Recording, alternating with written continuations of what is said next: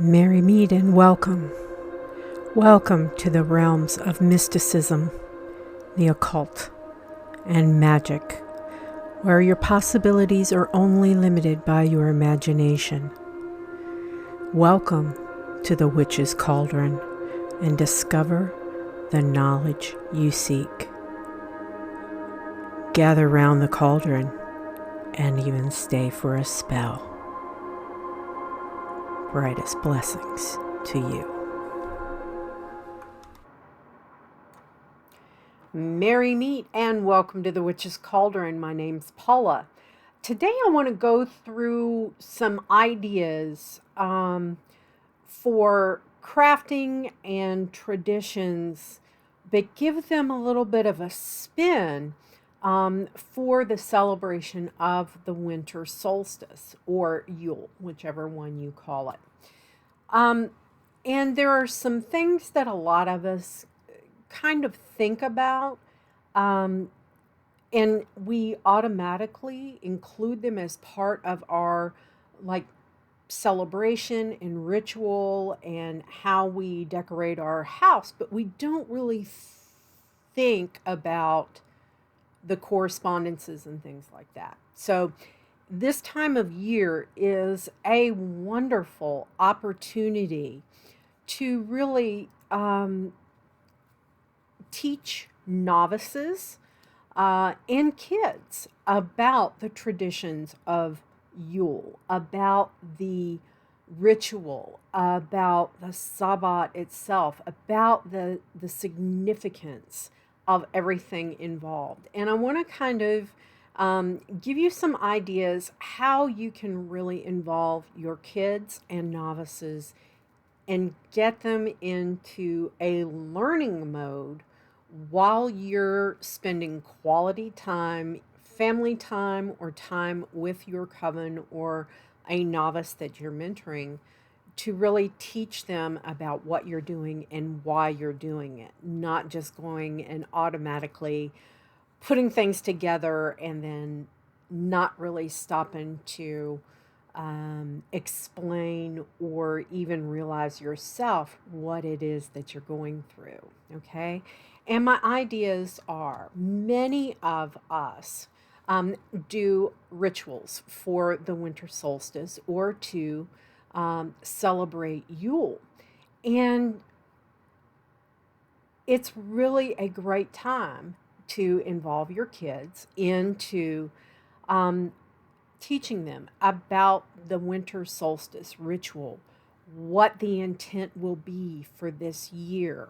What did it mean in the perspective of ancient civilizations or older civilizations and older traditions, and how that carries forward to modern day and translates to the modern day, because so many times we get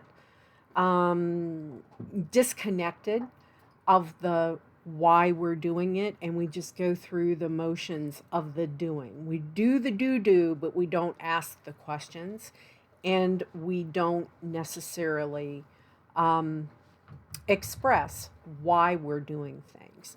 And this is a perfect time. Your altar decorations, how do they fit into the ritual? Why did you choose it?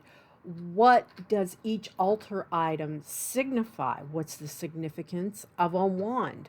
What's the significance of an athame? You see where I'm going? Why did you choose the colors that you chose? Why did you choose the candles that you chose? The things you use to decorate your altar, your personal items that you want to incorporate. It's a great time for teaching about the altar and the actual ritual that you'll be doing. Another thing many of us do is we have a Yule log. And this is a great time again to explain the history and meaning of the Yule log, what it represented, the types of wood, actually going out and gathering wood for your Yule log. If you don't have access to that, then, you have to order one pre-made. Let's say you're in the middle of the city and you can't easily source birch, okay? Then you may have to buy something online. But you can still take the time to explain um, why it's on there, why you chose this particular one, and then the meaning of the actual Yule log, the burning of it, and then saving it, the remnants of it for the next year to incorporate. See what I'm saying? So it's always a wonderful time. And if you don't have a fireplace, but you have access to the outdoors, you can burn a Yule log in a fire pit as well. If you don't have access to either one of them, you can make your own cake version of a Yule log. And I have done this in the past. And instead of, something like a scone or a biscuit or a cookie or something like that for the cakes and ale portion of my ritual, I cut into the Yule log. So again, as you're assembling a cake version, what do you decorate it with? Why did you choose the flavors that you chose? What's the significance of them? What does it mean? And it's also, I remember some of my fondest memories with my mom were making the cakes and candies and all the goodies at the time. And, it's always so important to involve your kids and teach them when they're young, because believe it or not, it sticks with them. Even if you think they're not listening and they roll your eyes and everything at you, it's amazing how much they actually absorb, because I did. Another thing that was part of even my Appalachian traditions when I was a kid was making pomanders. And that's taking pieces of, like taking oranges or apples and decorating them with various spices and ribbon and things like holly from the outside, or putting little pieces of pine to decorate them. And then we would hang them throughout the house and even hang them on our tree. And I remember after, a couple of days when those cloves would really start to let off their scent because of the citrus being, wicked up into them and everything. And that smell of the orange and the clove and the cinnamon and everything that we use to decorate the pine, we use to decorate the pomanders and hang them all over the place, made the house really something special.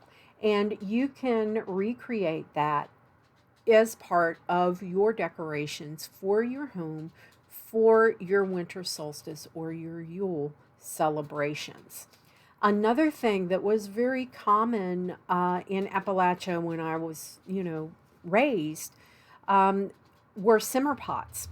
And this is, again, taking like dried oranges, dried apples, spices, um, things of that nature, and putting them together in a pot on a low simmer on the stove. Or put them in a pot on top of, the wood stove so that the steam would rise up and the house smelled so good. And it really can that lift your energy and really just make you appreciate the hominess, the warmth, and everything involved in those smells that we typically associate with this time of year. If you can hear some banging around in the background, that is my little Daphne playing with her bone. So if she makes some noise, please forgive me. She had a big seizure last night, and if she wants to, she suffers from lunation seizures. So whenever it's a waning crescent, full or new moon, she's more prone to seizures. So there you go. Another idea is to make your own wreaths to decorate the outside, to decorate on the inside. And it's really wonderful if you have the ability to go out and forage for what you will do. I can go out my front door and I have a big old juniper right there. I can pick juniper berries. I can take clippings of that juniper and incorporate them into my altar decorations, incorporate them into my wreaths. Why do you choose the color of bows that you choose? What do they represent? Those things are so important. And one thing you have to remember is that some of your decorations that we typically see at the winter solstice and at Yule or Christmas time are toxic. So if you have poinsettias or mistletoe, those are toxic to children and animals. Keep them up, keep them out of the way, or better yet, don't bring them into the house if you have little ones or very curious animals that like to dig around in pots. Another thing that you can do is to buy glass ornament balls. Um, Part of bringing nature into the house is part of a Yule and winter solstice tradition. And one way you can do it, especially if you're in the city, is to take any trimmings off your Christmas tree or your Yule tree, whatever you call it, that your real one. Take some of the trimmings and put them inside little glass ornaments, along with spice like a stick of cinnamon or some cloves. Put some glitter on the inside that can correspond with the colors of the season, things of that nature.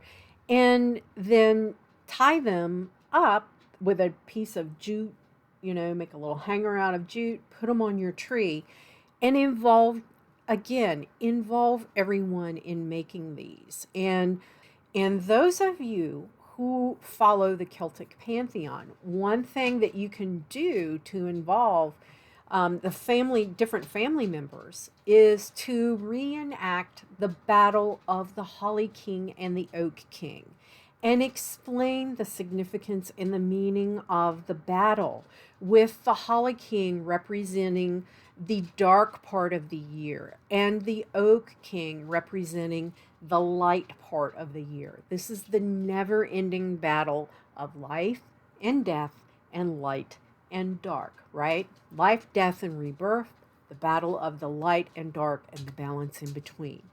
So with that, my friends, those are my ideas for crafting ideas and ways you can involve novices and children into the Yule celebrations and make them your own. With that, my friends, I hope you enjoyed the video. If you did, please give it a thumbs up, subscribe to the channel, consider becoming a member of the Cauldron Coven. Have a very blessed Yule or winter solstice, and as I always say, merry we did meet, merry we will part until we merry meet again. Be well and walk in love and light, everybody. Bye.